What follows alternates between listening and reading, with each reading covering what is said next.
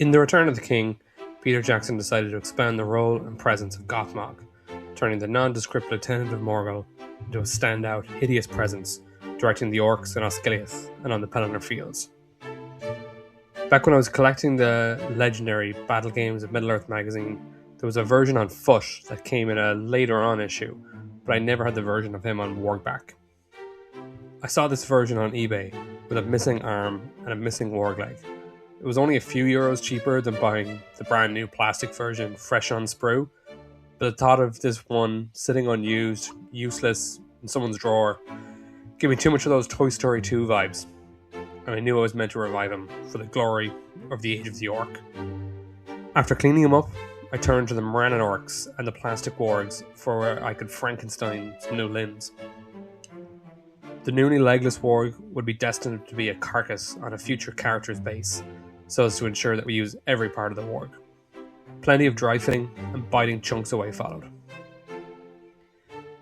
This orc I'll have use for later, but one of his brethren seemed more suitable as an arm donor, with the right pose and matching chunks of armour.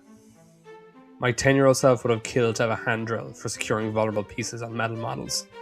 My adult self certainly won't forego using one.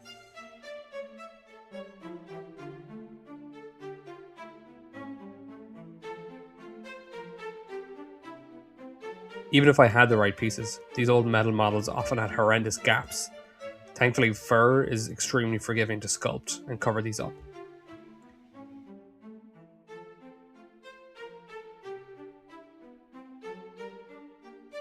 The Osgiliath terrain makes incredible basing material. I made blue stuff molds of the floor tiles and cobbles. You could use the terrain itself, but I think it would run out pretty quickly, whereas keeping it and making molds means it's evergreen for future use.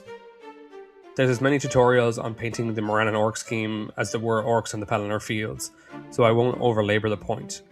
But this was the last thing I painted before I recently moved house, and lost all of my GW paints in the process. I've since picked up an AK 3rd Gen set as my go-to paint library. That first orc had his shield arm repositioned to reflect GOTHMOG's deformed arm, and the helmet was scraped back into a bare head, and then I sculpted some new ears on. He's not a perfect match, but hopefully GOTHMOG just won't be shot off his warg too much, and this model won't have to see the light of day too often. He's had one tabletop outing so far. We imagined him leading the assault on Osgiliath that we see in the flashbacks of the Two Towers Extended Edition against the brothers Faramir and Boromir.